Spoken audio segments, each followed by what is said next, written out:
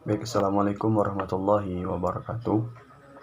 Pada video ini, saya akan menjelaskan peran LBH Kampus pasca disahkannya Undang-Undang Bantuan Hukum dari Pak Komaruzzaman sebagai tugas bagi kami mahasiswa untuk mempresentasikan atau menjelaskan tentang judul yang kami sebutkan tadi. Nah, langsung saja ke inti pembahasannya.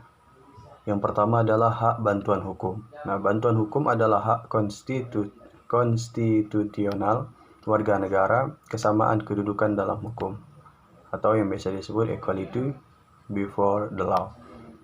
Nah, hak atas bantuan hukum dibedakan menjadi 4. Hak untuk membela diri secara pribadi atau untuk dibantu oleh penasihat hukum. Terus kemudian hak untuk mendapat bantuan hukum cuma-cuma dalam hal tidak mampu membayar jasa advokat. Kemudian yang ketiga, hak untuk berkomunikasi dengan advokat. Dan yang keempat adalah hak untuk diberitahukan mengenai haknya untuk mendapat bantuan hukum. Nah, jenis bantuan hukum. Bantuan hukum ini terbagi menjadi 3 bagian atau 3 jenis. Yang pertama bantuan hukum konvensional, bantuan hukum konstitusional, dan bantuan hukum struktural. Nah, bantuan hukum konvensional sendiri adalah tanggung jawab moral maupun profesional terbatas pada pendekatan formal atau legal dalam bentuk bantuan hukum. Nah, sedangkan bantuan hukum konstitusional, bantuan hukum pada orang miskin dalam kerangka yang menyadarkan mereka sebagai subjek hukum yang punya hak yang sama. Kemudian bantuan hukum struktural. Bantuan hukum bukan sekedar perlembagaan pelayanan hukum bagi si miskin, tapi merupakan sebuah gerakan guna pembebasan dari belenggu struktural politik, ekonomi, sosial, dan budaya yang syarat dengan penindasan. Nah, inilah penjelasan dari jenis bantuan hukum itu sendiri. Nah, kemudian bantuan hukum sebelum Undang-Undang Nomor 16 Tahun 2011, bantuan hukum dapat dari 4 macam. Yang pertama bantuan hukum dari organisasi advokat, bantuan hukum dari organisasi bantuan hukum, bantuan hukum dari LBH kampus atau lembaga badan hukum kampus. Yang keempat, bantuan hukum dari pengadilan. Bantuan hukum dari organisasi advokat diatur dalam pasal 22 Undang-Undang Advokat dan PP nomor 83 tahun 2008 tentang persyaratan dan tata cara pemberian bantuan hukum secara cuma-cuma. Untuk memperoleh bantuan hukum secara cuma-cuma, pencari keadilan mengajukan permohonan tertulis yang ditujukan langsung kepada advokat atau melalui organisasi advokat. Nah, permohonan sekurang-kurangnya harus memuat yang pertama adalah nama, alamat, dan pekerjaan pemohon. Yang kedua, uraian singkat mengenai pokok persoalan yang dimohonkan bantuan hukum. Dan yang ketiga, dalam permohonan pencarian keadilan harus melampirkan keterangan tidak mampu yang dibuat oleh pejabat yang berwenang.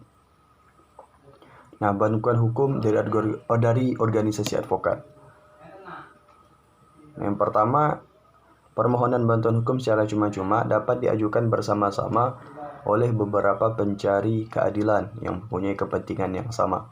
Dalam hal pencari keadilan tidak mampu menyusun permohonan tertulis, permohon dapat diajukan secara lisan. Kemudian permohon bantuan hukum yang diajukan langsung kepada advokat, tembusan permohonan disampaikan kepada organisasi advokat. Kemudian advokat atau organisasi advokat wajib menyampaikan jawaban terhadap permohonan kepada pemohon dalam waktu paling lama 3 hari terhitung sejak permohonan diterima.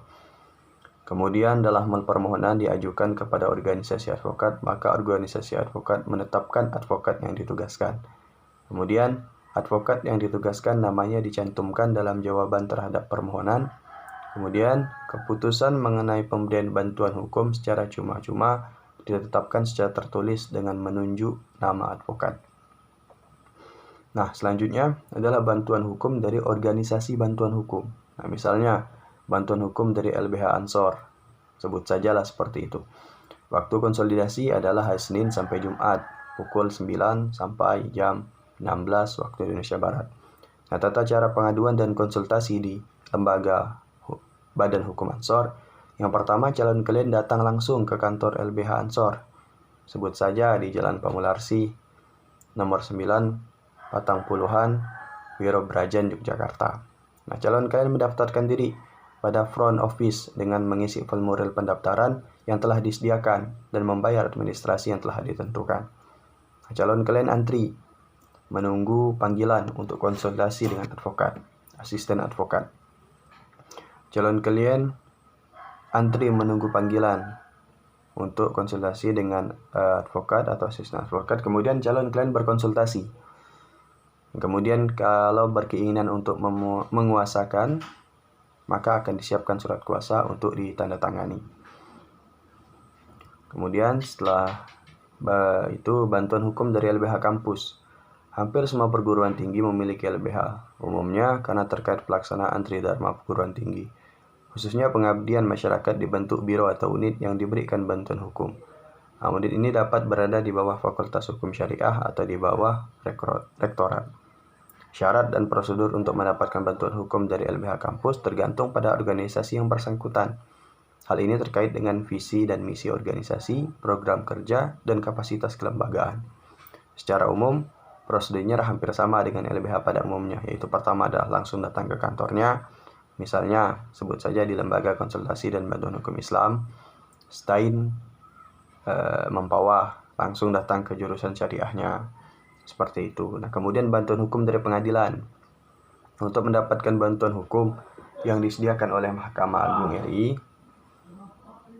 Direktorat Jenderal Badan Peradilan Umum, masyarakat wajib mempersiapkan yang pertama surat keterangan tidak mampu dari kepala desa atau lurah setempat. Kemudian surat pernyataan tidak mampu dari pemohon dibenarkan oleh pengadilan negeri setempat. Kemudian surat pernyataan tidak mampu dari pemohon dibenarkan oleh LBH setempat. Kemudian permohonan tertulis diajukan kepada Ketua Pengadilan Negeri KPN setempat. Permohonan dapat disampaikan kepada majelis hakim yang memeriksa perkaranya. Seperti itu. Nah, bantuan hukum menurut Undang-Undang Nomor 16 Tahun 2011. Setelah tadi kita membahas sebelum Undang-Undang Nomor 16 Tahun 2011. Nah, sekarang bantuan hukum menurut Undang-Undang Nomor 16 Tahun 2011. Nah, bantuan hukum adalah jasa hukum yang diberikan oleh pemberi hukum secara cuma-cuma kepada penerima bantuan hukum. Yang penerima bantuan hukum adalah orang atau kelompok orang miskin. Kemudian pemberi bantuan hukum adalah lembaga bantuan hukum atau organisasi kemasyarakatan yang memberi layanan bantuan hukum berdasarkan undang-undang ini. Pemberi bantuan hukum tidak membedakan antara LBH kampus dengan LBH pada umumnya. Undang-Undang Bantuan Hukum mulai berlaku tahun 2013. Pemberi bantuan hukum LBH atau LBH kampus. Pemberi bantuan hukum diselenggarakan oleh Menkumham dan dilaksanakan oleh pemberi bantuan hukum. Menkumham melakukan verifikasi dan akreditasi terhadap lembaga bantuan hukum atau organisasi kemasyarakatan untuk memenuhi kelayakan sebagai pemberi bantuan hukum. Verifikasi dilakukan selama 3 tahun oleh panitia khusus yang terdiri unsur yaitu pertama kementerian yang menyelenggarakan urusan pemerintahan di bidang hukum dan HAM, yang kedua akademisi, yang ketiga tokoh masyarakat, dan yang keempat adalah lembaga atau organisasi pemberi bantuan hukum. Syarat LBH atau LBH kampus pemberi bantuan hukum. Yang pertama itu berbadan hukum, terakreditasi oleh Menkumham, memiliki kantor atau sekretariat yang tetap, memiliki pengurus, memiliki program bantuan hukum.